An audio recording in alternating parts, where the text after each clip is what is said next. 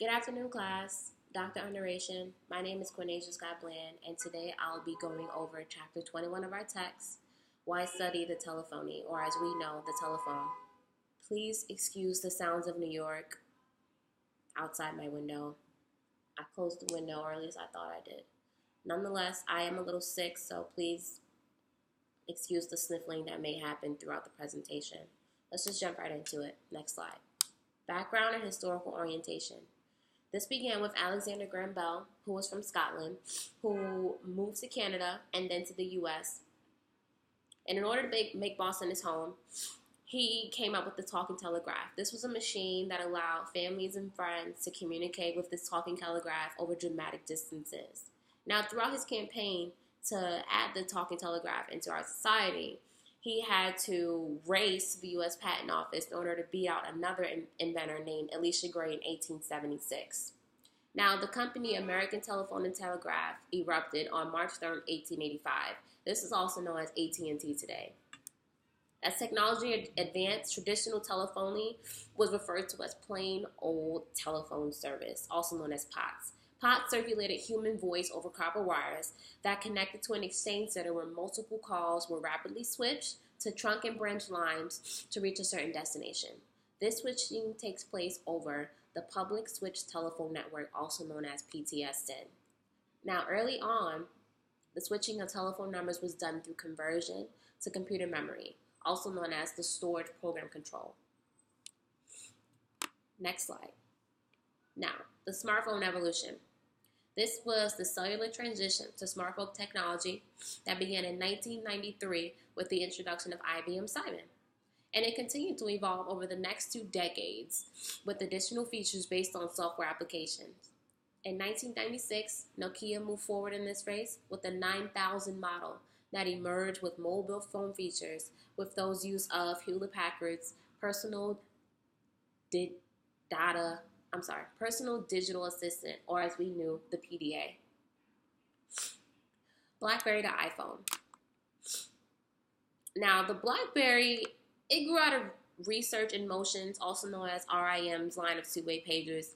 Its initial success was credited to the compact features that included wireless email, faxing, and it came with the tiny keyboard. Now, on the streets of New York, business professionals, this became the time known as the BlackBerry Jam.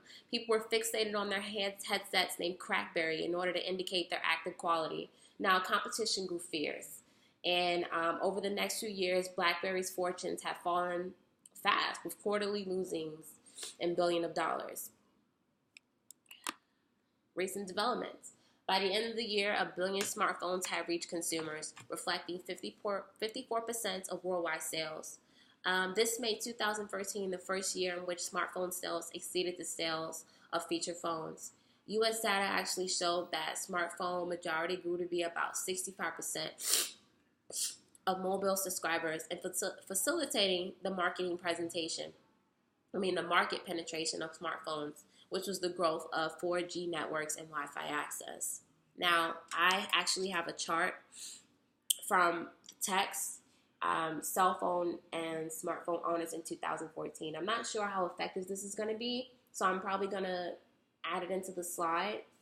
But here is a chart of cell phone and smartphone owners in 2014. As you see, the type of phone owned was either a cell phone or a smartphone. And the chart just goes into depth about men and women, race, age group, and education level. And I noticed that people who have a household income of $30,000 a year or less actually have an 84% of cell phones rather than a smartphone, because obviously smartphones are going to be a little more expensive. Next slide.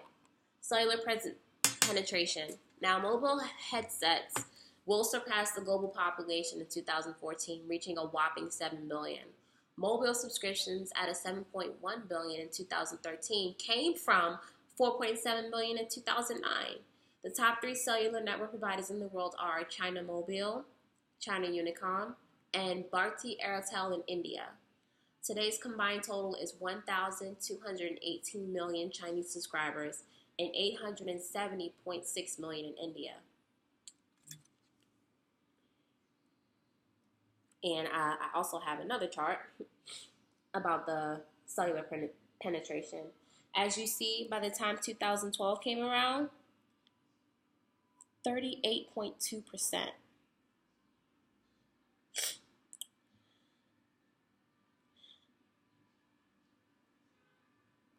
Next slide. Cell phone and smartphone owners. In terms of operating systems, Google's Android grew to about 81% of the worldwide market share, followed by Apple's iOS at 12.9%.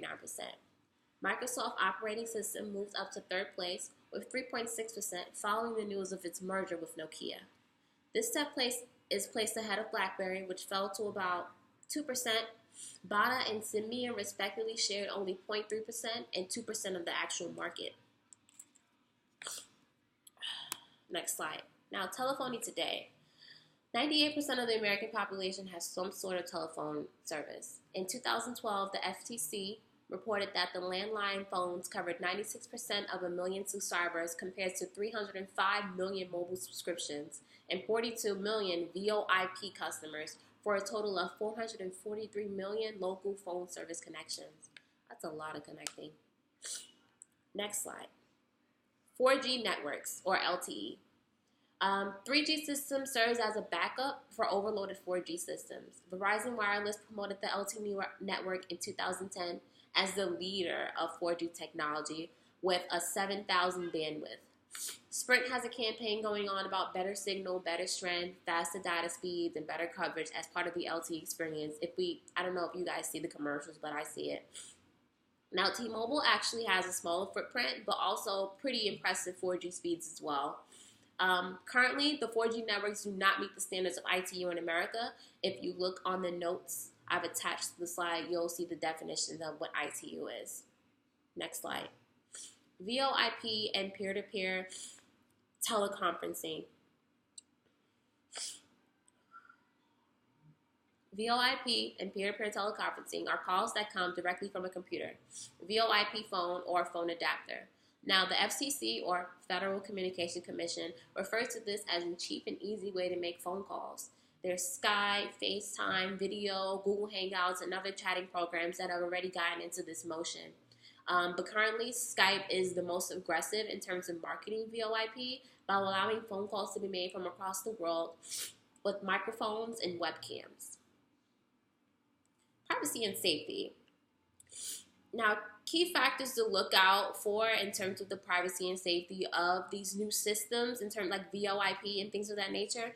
Mobile tracking does not require active use of a handset to locate someone. Sprint provides law enforcement agencies with manuals on what customers' cell phone data they have and how much it will cost to obtain that information. Distracting driving is the leading cause of deaths, according to the MTA, National Transportation Agency, with 3,000 fatalities each year. This is texting, talking on the phone, or overall a form of distracted driving. Texting and driving and other handheld mobile phones are actually banned in 40 states within the U.S. Now, this goes on to my question. Why is VoIP better than traditional phone services? From my personal perspective, I think that it all boils down to a cheap and easier way to communicate.